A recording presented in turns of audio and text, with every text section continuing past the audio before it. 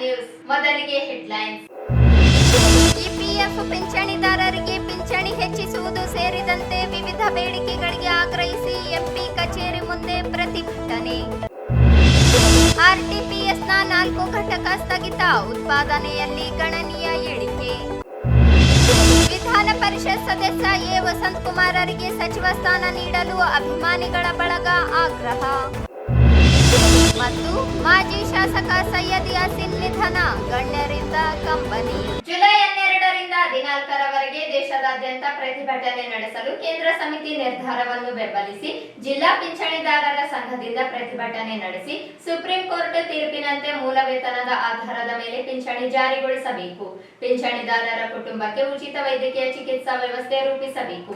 EPS ಒಳಪಡದ ಹಿರಿಯ ನಾಗರಿಕರಿಗೆ ಕನಿಷ್ಠ ವೇತನ 5,000 ರೂಪಾಯಿ ಪಿಂಚಣಿ ನೀಡುವಂತೆ ಆಗ್ರಹಿಸಿದರು.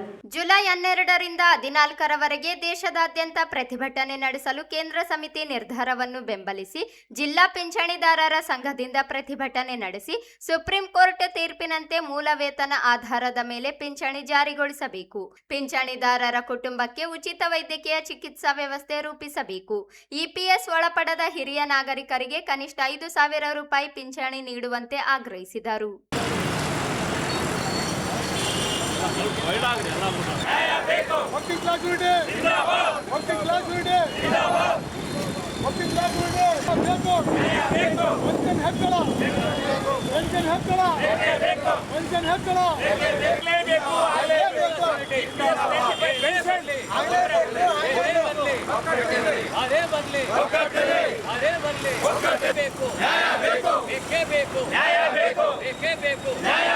ನ್ಯಾಯಕ್ಕಾಗಿ ಹೋರಾಟ, ಎಲ್ಲಿವರೆಗೆ ಹೋರಾಟ, ಎಲ್ಲಿವರೆಗೆ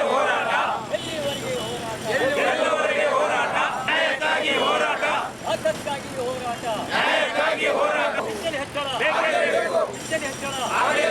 ವೃತ್ತಿಭತ್ಯೆ, ವೈದ್ಯಕೀಯ ಸೌಲಭ್ಯ,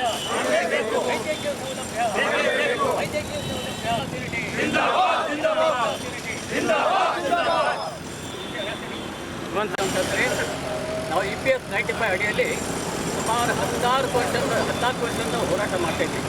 ಕಾರಣ ಏನಪ್ಪ ಅಂತಂದರೆ ಹಿಂದೆ ನಾವು 500, 600, 1,000 ರೂಪಾಯಿ ಪೆನ್ಷನ್ ತೊಗೊಳ್ತಾ ಇದ್ದೀವಿ. ಹೀಗಾಗಿ ಒಂದು ಪೆನ್ಷನ್ ಹೆಚ್ಚಳ ಮಾಡಬೇಕಂತೇಳಿ ನಾವು 2014ರಿಂದ ಹೋರಾಟ ಮಾಡ್ತಾಯಿದ್ವಿ. ಸರ್ಕಾರದವರು ಆಶ್ವಾಸನೆ ಕೊಡ್ತಾ ಇದ್ದಾರೆ, ಮಾಡ್ತೀವಿ ನೋಡ್ತೀವಿ ಅಂತೇಳಿ. 14 ವರ್ಷದಲ್ಲಿ ಇದುವರೆಗೆ ನಮ್ಮದು ಬೇಡಿಕೆ ಇತ್ಯರ್ಥ ಆಗಲಿಲ್ಲ.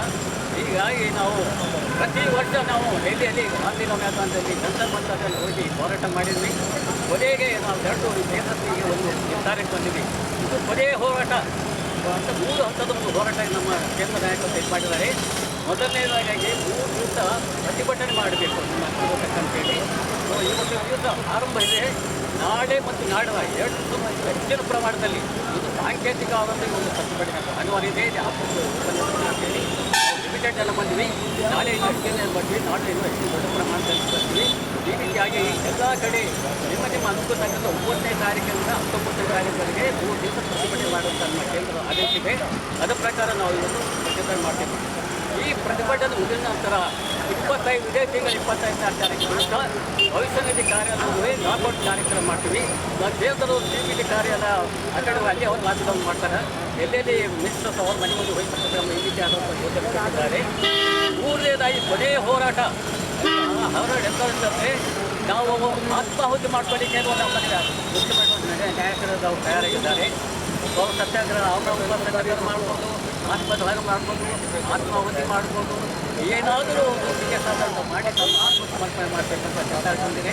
ಈ ರೀತಿಯಾಗಿ ಹೋರಾಟನೇ ಇವತ್ತು ಪ್ರಥಮ ಹೋರಾಟ ಸಾಂಕೇತಿಕವಾಗಿ ನಾಳೆಯಿಂದ ಹೆಚ್ಚಿನ ಸಂಖ್ಯೆಯಲ್ಲಿ ಇರ್ತದೆ. ಈ ರೀತಿಯಾಗಿ ನಾವು ಇವತ್ತು ದಿವಸ ನಮ್ಮ ಕೇಂದ್ರದ ಆದೇಶದಂತೆ ಇವತ್ತು ದಿವಸ ಸಾಂಕೇತಿಕವಾಗಿ ಪ್ರತಿಭಟನೆ ಮಾಡಲಿಕ್ಕೆ ಈ ಮಾಹಿತಿಯನ್ನು ಹೇಳ್ತು ನಿಮ್ಮ ಮಾಧ್ಯಮ ಮುಖಾಂತರ ಎಲ್ಲ ಕಡೆ ಪ್ರಚಾರ ಮಾಡಲಿಕ್ಕೆ ನಿಮ್ಮ ಹೆಸರು ಹೇಳಿ ಸರ್ ಮತ್ತೆ ಹುದ್ದೆ. ಈ ಸಂದರ್ಭದಲ್ಲಿ ಪಿಂಚಣಿದಾರರ ಸಂಘದ Veerabhadrappa, K Veeresh Babu, Parashuram, K Gururaj, M Veerabhadraiah, Umeshaiah, Balajirao, Shyam, Ambareesh ಸೇರಿದಂತೆ ಪದಾಧಿಕಾರಿಗಳು, ಪಿಂಚಣಿದಾರರು ಭಾಗಿಯಾದರು. ತಾಂತ್ರಿಕ ಸಮಸ್ಯೆ ಹಾಗೂ ನೀರಿನ ಅಭಾವದ ಹಿನ್ನೆಲೆಯಲ್ಲಿ ರಾಯಚೂರು ಶಾಖೋತ್ಪನ್ನ ಕೇಂದ್ರದ 4 ಘಟಕಗಳು ಉತ್ಪಾದನೆ ಸ್ಥಗಿತಗೊಳಿಸಿವೆ. 210 ಮೆಗಾವ್ಯಾಟ್ ವಿದ್ಯುತ್ ಉತ್ಪಾದಿಸುವ 4 ಘಟಕಗಳು ನಿಲುಗಡೆಯಾಗಿದ್ದರಿಂದ 840 ಮೆಗಾವ್ಯಾಟ್ ವಿದ್ಯುತ್ ಕೊರತೆಯಾಗಿದೆ. ಆರ್ಟಿಪಿಎಸ್ನ 1, 4, 7 ಮತ್ತು 250 ಮೆಗಾವ್ಯಾಟ್ ವಿದ್ಯುತ್ ಉತ್ಪಾದಿಸುವ ಘಟಕಗಳು ಬಂದ್ ಆಗಿವೆ. ಉಳಿದಂತೆ 4 ಘಟಕಗಳಿಂದ 530 ಮೆಗಾವ್ಯಾಟ್ ಮಾತ್ರ ವಿದ್ಯುತ್ ಉತ್ಪಾದನೆಯಾಗುತ್ತಿದೆ. 1720 ಮೆಗಾವ್ಯಾಟ್ ವಿದ್ಯುತ್ ಉತ್ಪಾದನೆ ಸಾಮರ್ಥ್ಯದಲ್ಲಿ 530 ಮೆಗಾವ್ಯಾಟ್ ವಿದ್ಯುತ್ ಮಾತ್ರ ಉತ್ಪಾದನೆಯಾಗುತ್ತಿದೆ.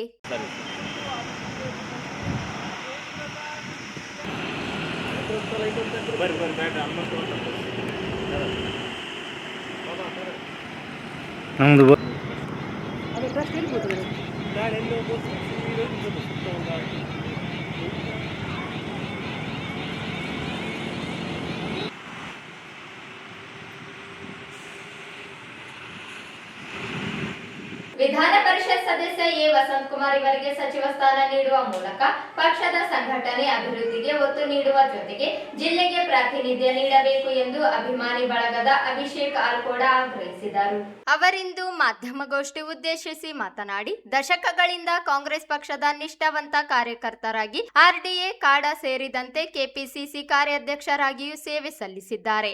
ತಳಮಟ್ಟದಿಂದ ಕಾಂಗ್ರೆಸ್ ಸಂಘಟಿಸುವ ಜೊತೆಗೆ ಅಭಿವೃದ್ಧಿ ಕಾರ್ಯಗಳಿಗೆ ಒತ್ತಾಸೆಯಿಂದ ಕಾರ್ಯನಿರ್ವಹಿಸುತ್ತಿರುವ ಅವರಿಗೆ ಸಚಿವ ಸ್ಥಾನ ನೀಡಿದ್ದಲ್ಲಿ ಜಿಲ್ಲೆಯ ಅಭಿವೃದ್ಧಿಗೂ ಸಹಕಾರಿಯಾಗುತ್ತದೆ. 2 ಬಾರಿ ಜಿಲ್ಲಾ ಕಾಂಗ್ರೆಸ್ ಅಧ್ಯಕ್ಷರಾಗಿ, ಕೆಪಿಸಿಸಿ ಕಾರ್ಯಾಧ್ಯಕ್ಷರಾಗಿ ಪಕ್ಷ ಗೆಲುವಿಗೆ ನಿರಂತರ ಶ್ರಮ ವಹಿಸಿದ್ದಾರೆ. ಕಾಂಗ್ರೆಸ್ ಪಕ್ಷದ ಹೈಕಮಾಂಡ್ ವಸಂತಕುಮಾರರಿಗೆ ಸಚಿವ ಸ್ಥಾನ ನೀಡುವ ಮೂಲಕ ಅಭಿವೃದ್ಧಿ ವೇಗ ಹೆಚ್ಚಿಸಬೇಕೆಂದರು. ಯಾವ ಒಂದು ಸಂಘಟನೆದವರಲ್ಲ, ಯಾವ ಒಂದು ಪಕ್ಷಕ್ಕೆ ಸೇರಿದವರಲ್ಲ, ನಾವಿಲ್ಲಿ ಸೇರಿದ್ದು ವಸಂತಕುಮಾರ್ ಅವರ ಅಭಿಮಾನ ಬಳಗದಿಂದ ನಾವಿಲ್ಲಿ ಬಂದಿದ್ದೇವೆ. ಅದು ಕುರಿತಾಗಿ ಒಂದು ಪ್ರೆಸ್ ನೋಟ್. ವಸಂತಕುಮಾರ್ ಅವರಿಗೆ ಸಚಿವ ಸ್ಥಾನ ನೀಡಲು ಆಗ್ರಹ, ಅಭಿಮಾನಿಗಳ ಬಳಗ ಒತ್ತಾಯ.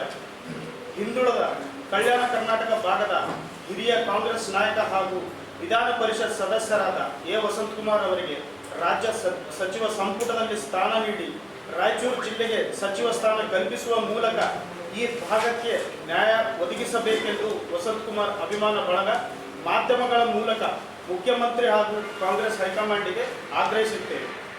ವಸಂತಕುಮಾರ್ ಅವರು ಹಲವು ದಶಕಗಳಿಂದ ಕಾಂಗ್ರೆಸ್ ಪಕ್ಷದ ತತ್ವ ಸಿದ್ಧಾಂತಗಳಿಗೆ ಬದ್ಧರಾಗಿ ನಿಷ್ಠೆಯಿಂದ ಸೇವೆ ಸಲ್ಲಿಸುತ್ತಿದ್ದು ಪಕ್ಷದ ಸಂಘಟನೆಗೆ ಮಹತ್ವದ ಕೊಡುಗೆ ನೀಡಿದ್ದಾರೆ. ತಳಮಟ್ಟದಿಂದ ಪಕ್ಷವನ್ನು ಸಂಘಟಿಸಿ ವಿವಿಧ ಜವಾಬ್ದಾರಿಗಳನ್ನು ಸಮರ್ಥವಾಗಿ ನಿರ್ವಹಿಸುವ ಮೂಲಕ ಕಾರ್ಯಕರ್ತರ ವಿಶ್ವಾಸ ಗಳಿಸಿ ಹಿರಿಯ ನಾಯಕರಾಗಿದ್ದಾರೆ. ಕಾಂಗ್ರೆಸ್ ಸರ್ಕಾರದ ಅವಧಿಯಲ್ಲಿ ರಾಯಚೂರು ನಗರಾಭಿವೃದ್ಧಿ ಪ್ರಾಧಿಕಾರ ಅಂದರೆ ಆರ್ಡಿಎ ಅಧ್ಯಕ್ಷರಾಗಿ ಹಾಗೂ ಕಾಡಾಧ್ಯಕ್ಷರಾಗಿ ಸೇವೆ ಸಲ್ಲಿಸಿದ್ದಾರೆ. ಸಂದರ್ಭದಲ್ಲಿ ನಗರದ ಅನೇಕ ಬಡಾವಣೆಗಳಿಗೆ ಉದ್ಯಾನವನಗಳು ನಿರ್ಮಾಣ, ಮೂಲಸೌಕರ್ಯಗಳ ಅಭಿವೃದ್ಧಿ ಹಾಗೂ ಜನಪರ ಯೋಜನೆಗಳು ಅನುಷ್ಠಾನಕ್ಕೆ ವಿಶೇಷ ಒತ್ತು ನೀಡಿ ಉತ್ತಮ ಆಡಳಿತದ ಮೂಲಕ ಜನಮೆಚ್ಚುಗೆ ಪಡೆದಿದ್ದಾರೆ.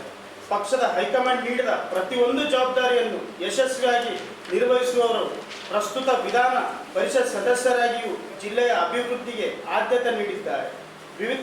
ವಿವಿಧ ಬಡಾವಣೆಗಳ ದೇವಾಲಯಗಳು, ಮಸೀದಿಗಳು ಹಾಗೂ ಚರ್ಚ್ಗಳಿಗೆ ಅಭಿವೃದ್ಧಿ ಅನುದಾನ ಒದಗಿಸುವ ಸೇರಿದಂತೆ ಹಲವಾರು ಅಭಿವೃದ್ಧಿ ಕಾರ್ಯಗಳಿಗೆ ಪ್ರೋತ್ಸಾಹ ನೀಡಿದ್ದಾರೆ. ಸಾರ್ವಜನಿಕರ ಮೆಚ್ಚುಗೆ ಪಾತ್ರರಾಗಿದ್ದಾರೆ. ಕಲ್ಯಾಣ ಕರ್ನಾಟಕ ಭಾಗದ ಸಮಗ್ರ ಅಭಿವೃದ್ಧಿಗೆ, ರಾಯಚೂರು ಜಿಲ್ಲೆಯ ಪ್ರಗತಿಗೆ ವಸಂತಕುಮಾರ್ ಅವರ ಅನುಭವ ಮತ್ತು ನಾಯಕತ್ವ ಅತ್ಯಂತ ಅಗತ್ಯವಾಗಿದೆ. ಅವರಿಗೆ ಸಚಿವ ಸ್ಥಾನ ನೀಡಿದರೆ ಜಿಲ್ಲೆಯ ಅಭಿವೃದ್ಧಿಗೆ ಹೊಸ ವೇಗ ದೊರೆಯುವುದರ ಜೊತೆಗೆ ಕಲ್ಯಾಣ ಕರ್ನಾಟಕ ಭಾಗಕ್ಕೆ ಸಮರ್ಪಕ ಪ್ರಾತಿನಿಧ್ಯ ಸಿಗಲಿದೆ ಎಂಬುದು ನಮ್ಮ ದೃಢವಾದ ನಂಬಿಕೆಯಾಗಿದೆ. ಆದ್ದರಿಂದ ಮುಖ್ಯಮಂತ್ರಿ ಹಾಗೂ ಕಾಂಗ್ರೆಸ್ ಹೈಕಮಾಂಡ್ ಕಲ್ಯಾಣ ಕರ್ನಾಟಕ ಭಾಗದ ಪ್ರಾತಿನಿಧ್ಯವನ್ನು ಪರಿಗಣಿಸಿ ವಸಂತಕುಮಾರ್ ಅವರಿಗೆ ರಾಜ್ಯ ಸಚಿವ ಸಂಪುಟದಲ್ಲಿ ಸಚಿವ ಸ್ಥಾನ ನೀಡಿ ರಾಯಚೂರು ಜಿಲ್ಲೆಗೆ ಸಮಗ್ರ ಅಭಿವೃದ್ಧಿಗೆ ಅವಕಾಶ ಕಲ್ಪಿಸಬೇಕು ಎಂದು ವಸಂತಕುಮಾರ್ ಅಭಿಮಾನ ಬಳಗ ಹಾಗೂ ಮಿತ್ರರ ಬಳಗ ಪತ್ರಿಕಾಗೋಷ್ಠಿಯ ಮೂಲಕ ಮನವಿ ಮಾಡುತ್ತಿದ್ದೇವೆ. ಹೇಳ್ತಿದ್ದೀವಿ ಅಂತಂದರೆ, ಅವರು ಒಂದು ಆರ್ಡಿ ಅಧ್ಯಕ್ಷರಾಗಿ ರಾಯಚೂರಿನ ಮೂಲತಃ ರಾಯಚೂರವರಾಗಿದ್ದಾರೆ. ಅವರು ಆರ್ ಡಿ ಎ ಇದ್ದಾಗೆ ಒಂದು ಡೆವಲಪ್ಮೆಂಟ್ ಹೆಂಗೆ ಮಾಡಬೇಕು ಅನ್ನೋದೊಂದು ಅವರು ತಲೆಯಲ್ಲಿ ದೊಡ್ಡ ಮ್ಯಾಪ್ ಆಗಿದೆ ಸರ್. ಆಮೇಲೆ ಅವ್ರು ಇದ್ದಾಗ ಪಾರ್ಕ್ಗಳು, ಉದ್ಯಾನವನಗಳು ಸರ್. ಈಗ ಬೋಳದೊಡ್ಡಿ ರೋಡಿಗೆ ವಾಟರ್ ಟ್ಯಾಂಕ್ ಹಿಂದಕ್ಕೆ ಉದ್ಯಾನವನ ಇರಲಿಲ್ಲ, ಅಲ್ಲಿ ಹುಡುಗರು ಆಡ್ಕೊಳಕ್ಕೆ ಉದ್ಯಾನವನ ಇರಲಿಲ್ಲ. ಬಟ್ ಅವರು RD ಅಧ್ಯಕ್ಷರ ಆದ್ಮೇಲೆ ಅಲ್ಲಿ ಉದ್ಯಾನವನ ರೆಡಿ ಆಯ್ತು ಸರ್. ಈಗ ಅವರು MLC ಆದ್ಮೇಲೆ ಅವರು ಟೈಮಲ್ಲಿ ಅಂದ್ರೆ ಈಗ ಸದ್ಯ ಮಾಡ್ತಿದ್ದಾರೆ ಸರ್. ಅವ್ರು ಏನು CC ರಸ್ತೆ ಕಾಮಗಾರಿ ಚಾಲನೆ ಮಾಡಿದ್ರು ಸರ್. ಎಲ್ಲಿ LBS ನಗರದಲ್ಲಿ ಆಯ್ತು, ಬಂದೇ ನಮಸ್ಕಾರದಲ್ಲಿ ಆಯ್ತು, ಚರಂಡಿಗೆ. ಆಮೇಲೆ ಏನ್ ಮಾಡ್ಬೇಕನ್ನೋದು ಅವ್ರಿಗೊಂದು ಒಳ್ಳೆ ಉದ್ದೇಶ ಆಯ್ತು ಸರ್, ಒಳ್ಳೆ ಐಡಿಯಾ ಆಯ್ತು ಸರ್. ಅದೇ ಸರ್, ಪಕ್ಷದವರಿಗೆ ಒತ್ತಾಯ ಮಾಡಬೇಕು ಅಂತಂದ್ರೆ ಈಗ ನಮ್ಗೆ ಇದ್ದಿದ್ದು ಒಂದೇ ಒಂದು ಆಪ್ಷನ್ ಏನಂತಂದ್ರೆ ಒಂದು ಮೀಡಿಯಾ, ಆಮೇಲೆ ತಾವು ಪತ್ರಕರ್ತರ ಮೂಲಕನೇ ನಾವು ತಿಳಿಸ್ಬೇಕು ಸರ್. ಈ ಸಂದರ್ಭದಲ್ಲಿ ಸುನಿಲ್ ಕುಮಾರ್, ನಾಗರಾಜ್, ಹರಿಪ್ರಸಾದ್ ಯಾದವ್, ನವೀನ್ ಕುಮಾರ್, ವೀರೇಶ್, ಶಶಿಕುಮಾರ್, ಮಲ್ಲೇಶ್ ಸೇರಿದಂತೆ ಅನೇಕರಿದ್ದರು. ಮಾಜಿ ಶಾಸಕ ಅಲ್ಪಸಂಖ್ಯಾತರ ಸಮುದಾಯದ ನಾಯಕ 74 ವರ್ಷದ ಸೈಯದ್ ಯಾಸಿನ್ ಬೆಂಗಳೂರಿನ ಖಾಸಗಿ ಆಸ್ಪತ್ರೆಯಲ್ಲಿ ನಿಧನರಾಗಿದ್ದಾರೆ. ಪತ್ನಿ ಹಾಗೂ 4 ಜನ ಪುತ್ರರು ಸೇರಿದಂತೆ ಸಹೋದರರು ಅಪಾರ ಅಭಿಮಾನಿಗಳನ್ನು ಅಗಲಿದ್ದಾರೆ. 1999 ಮತ್ತು 2008ರಲ್ಲಿ ರಾಯಚೂರು ವಿಧಾನಸಭಾ ಕ್ಷೇತ್ರದಿಂದ ಶಾಸಕರಾಗಿ ಅನೇಕ ಅಭಿವೃದ್ಧಿ ಕಾರ್ಯಗಳನ್ನು ಕೈಗೊಂಡಿದ್ದರು. SM ಕೃಷ್ಣ ಹಾಗೂ BS ಯಡಿಯೂರಪ್ಪ ಮುಖ್ಯಮಂತ್ರಿಗಳಾಗಿದ್ದಾಗ ಶಾಸಕರಾಗಿದ್ದ ಸೈಯದ್ ಯಾಸಿನ್ ಸರ್ಕಾರದ ಮೇಲೆ ಒತ್ತಡ ಹಾಕಿ ಅನೇಕ ಅಭಿವೃದ್ಧಿ ಕಾರ್ಯಗಳಿಗೆ ಅನುದಾನ ತರುವಲ್ಲಿ ಯಶಸ್ವಿಯಾಗಿದ್ದರು. ಕೇಂದ್ರ ಸಚಿವರಾಗಿದ್ದ CK ಜಾಫರ್ ಶರೀಫ್ ಇವರ ಅಳಿಯರಾಗಿದ್ದ ಸೈಯದ್ ಯಾಸಿನ್ ಕೇಂದ್ರ ಮತ್ತು ರಾಜ್ಯದ ಕಾಂಗ್ರೆಸ್ ನಾಯಕರೊಂದಿಗೆ ನಿಕಟ ಸಂಪರ್ಕ ಹೊಂದಿದ್ದರು. ರಾಜ್ಯ ಅಲ್ಪಸಂಖ್ಯಾತರ ಅಭಿವೃದ್ಧಿ ನಿಗಮದ ಅಧ್ಯಕ್ಷರಾಗಿ, KPCC ಅಲ್ಪಸಂಖ್ಯಾತರ ಘಟಕದ ರಾಜ್ಯಾಧ್ಯಕ್ಷರಾಗಿ ಪಕ್ಷದ ಸಂಘಟನೆ ಜವಾಬ್ದಾರಿಯನ್ನು ಸಹ ನಿರ್ವಹಿಸಿದ್ದರು. ಮೃತರ ಅಂತ್ಯಕ್ರಿಯೆ ರವಿವಾರ ಸಂಜೆ ನಗರದ ಕಮಾಲಿವಾಲೆ ಬಾಬಾ ಕಬರ್ ಸ್ಥಾನದಲ್ಲಿ ನೆರವೇರಲಿದೆ ಎಂದು ಕುಟುಂಬ ಮೂಲಗಳು ತಿಳಿಸಿವೆ. ಎಲ್ಲಾ ಸಮುದಾಯಗಳೊಂದಿಗೆ ಸೌಹಾರ್ದಯುತ ಸಂಪರ್ಕ ಹೊಂದಿದ್ದ ಸೈಯದ್ ಯಾಸಿನ್ ವಿಭಿನ್ನ ನಾಯಕರಾಗಿದ್ದರು. ಶಾಸಕರಾಗಿ 2 ಬಾರಿ ಕಾರ್ಯನಿರ್ವಹಿಸಿದ್ದ ಸೈಯದ್ ಯಾಸಿನ್ ನಿಧನಕ್ಕೆ ಸಚಿವ ಡಾಕ್ಟರ್ ಶರಣ ಪ್ರಕಾಶ್ ಪಾಟೀಲ್, ಮಾಜಿ ಸಚಿವ NS ಬೋಸರಾಜ್, ವಿಧಾನ ಪರಿಷತ್ ಸದಸ್ಯ A ವಸಂತಕುಮಾರ್, ಶಾಸಕ ಡಾಕ್ಟರ್ ಶಿವರಾಜ್ ಪಾಟೀಲ್, ಜಿಲ್ಲಾ ಕಾಂಗ್ರೆಸ್ ಅಧ್ಯಕ್ಷ ಬಸವರಾಜ್ ಪಾಟೀಲ್ ಇಟಗಿ, ಮಹಾನಗರ ಪಾಲಿಕೆ ಹಿರಿಯ ಸದಸ್ಯ ಜಯಣ್ಣ, K ಶಾಂತಪ್ಪ, ಬಶೀರುದ್ದೀನ್, ಮಹಮ್ಮದ್ ಶಾಲಂ, ಡಾಕ್ಟರ್ ರಜಾ ಕುಸ್ತಾಸ್ ಸೇರಿದಂತೆ ಅನೇಕ ರಾಜಕೀಯ ಪಕ್ಷಗಳ ಮುಖಂಡರುಗಳು ತೀವ್ರ ಸಂತಾಪ ಸೂಚಿಸಿದ್ದಾರೆ.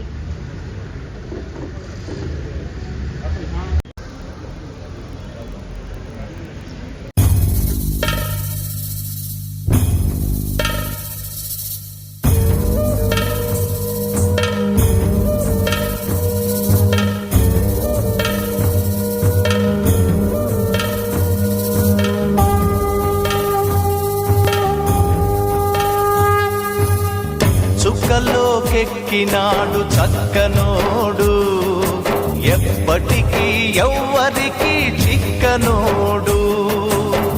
చుక్కలోకెక్కినాడు చక్కనోడు, ఎప్పటికీ ఎవ్వరికి చిక్కనోడు. తల్లడిల్లిపోతుంది తల్లి అన్నది, ఒట్టు రాచుకుంటుంది కట్టుకున్నది.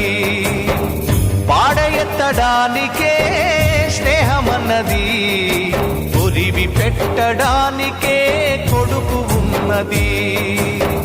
చుక్కల్లోకెక్కినాడు చక్కనోడు, ఎప్పటికీ ఎవ్వరికి చిక్కనోడు.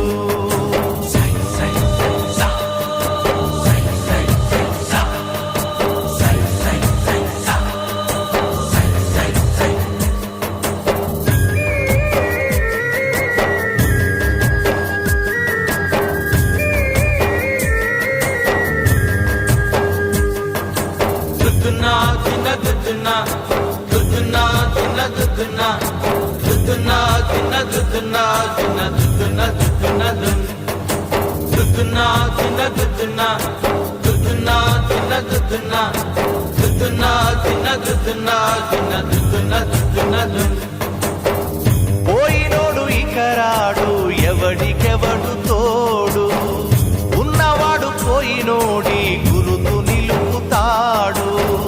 నువ్వు తిన్నమన్నేరా నిన్ను తిన్నది, కన్నీళ్లకు కట్టె కూడా ఆరనన్నది. చావు బతుకులన్నవి ఆడుకుంటవి, చావులేని స్నేహమే తోడు ఉంటది. చుక్కల్లోకెక్కినాడు చక్కనోడు, ఎప్పటికీ ఎవ్వరికి చిక్కనోడు. చుక్కల్లోకెక్కినాడు చక్కనోడు ఎప్పటికీ ఎవ్వరికి చిక్కనోడు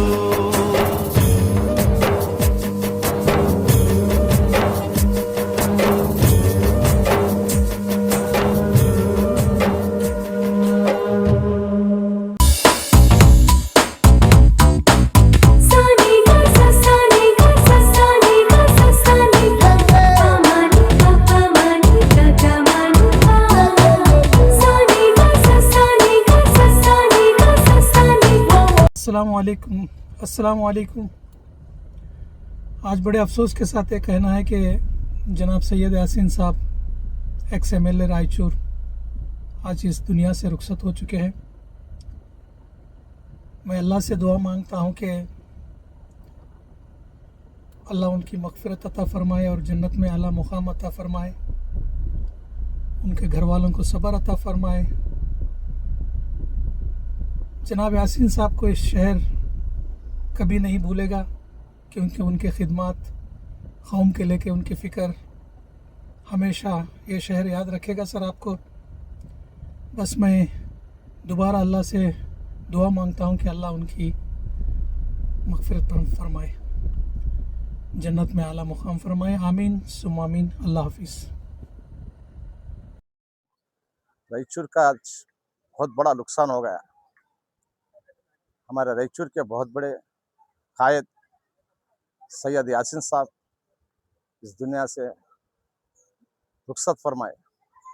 आज उनका इंतकाल हुआ।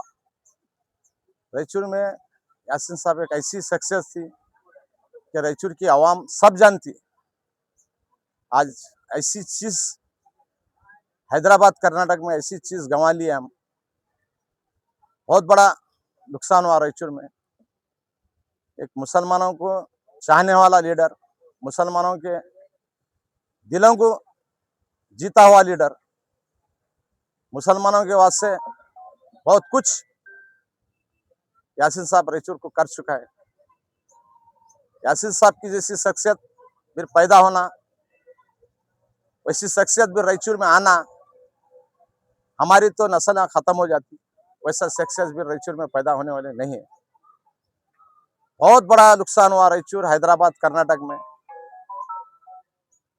आज हम लोगों के वास्ते जैसा अपने माँ बाप को गंवाने के बाद कैसा तकलीफ होती, वो तकलीफ आज मेरे को महसूस हुई।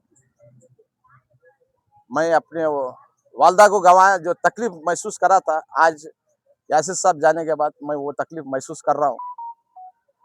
तमाम मुसलमानों से गुजारिश है, रायचूर डिस्ट्रिक्ट लोगों से गुजारिश है, कल ज़ोहर या असर के बीच में उनकी तकफीन होंगी कमले वाले बाबा के दरगाह में, और जनाजे की नमाज कोर्ट के सामने ईदगाह, जो पुराना ईदगाह है, वो ईदगाह में जनाजे की नमाज होंगी। और इंशाअल्लाह शाम तक 5-6 बजे तक रायचूर का उनकी मैयत को लाया जाएगा। उसके बाद लोगों को या उनके चेहरे को लोगों को बताने की हम पूरी इत्मीनान से कोशिश करेंगे। तमाम रायचूर के अवाम से गुजारिश है कि ज़्यादा से ज़्यादा यासीन साहब के हक़ में दुआ करो। यासीन साहब किसी का बुरा नहीं करें। ताला वस्सलातु वस्सलामु अला रसूलिहिल आला। रायचूर और अहलियान रायचूर बल्कि सारी रियासत के लिए आज का दिन एक सानह अजीम से कम नहीं है कि रायचूर के एक कायद, एक मिली रहनुमा अलहाज सैयद यासीन साहब साबिक़ रुकन असम्बली रायचूर हमसे जुदा हो गए।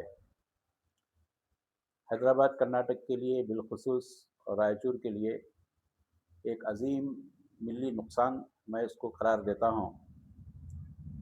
और बारगाह खुतब रायचूर हज़रत सैयद शाह शम्स आलम हुसैनी रहमतुल्लाह अलैह का सरपरस्त मुतवल्ली व सज्जादा नशीन होने की हैसियत से तमाम सज्जादगान बल्कि हैदराबाद कर्नाटक के तमाम मशाइख तमाम की तरफ से मैं इजहार ताज़ियत करता हूँ और दुआ करता हूँ कि परवरदिगार उनके फ़र्जंदान खुसूसन सुहेल साहब और असगर साहब को परवरदिगार सब्र जमील अता फरमाए और उनके नक्श कदम पर चलते हुए मिल्लत की रहनुमाई करने और क़ियादत करने की परवरदिगार उनमें ताकत अता फरमाए।